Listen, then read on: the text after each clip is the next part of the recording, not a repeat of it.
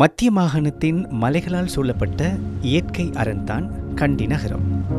மலைகள், காடுகள் மற்றும் நீர்நிலைகளை தன்னகத்தை கொண்ட கண்டி நகரம் கலாசார ரீதியாகவும் வரலாற்று ரீதியாகவும் ஒரு முக்கியத்துவம் வாய்ந்த நகரமாகவே கருதப்படுகிறது.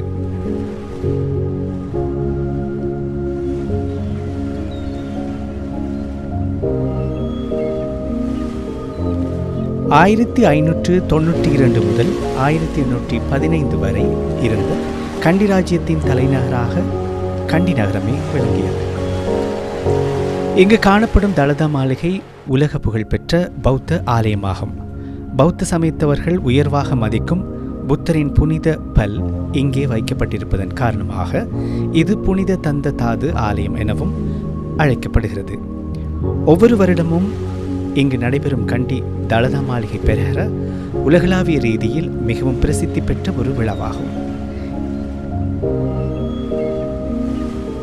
இலங்கையின் 2வது பெரிய நகரமான கண்டியில் பல நிறுவனங்களின் கிளை காரியாலயங்கள் அமைந்துள்ளதுடன் விவசாய ஆய்வு மையங்களும் அமைக்கப்பட்டுள்ளன. பல வரலாற்று முக்கியத்துவம் வாய்ந்த இடங்களுடன் பேராதனை பல்கலைக்கழகம் மற்றும் பேராதனை பூங்கா என்பன உலக புகழ்பெற்ற சுற்றுலா தலங்களாக திகழ்ந்து வருகின்றது.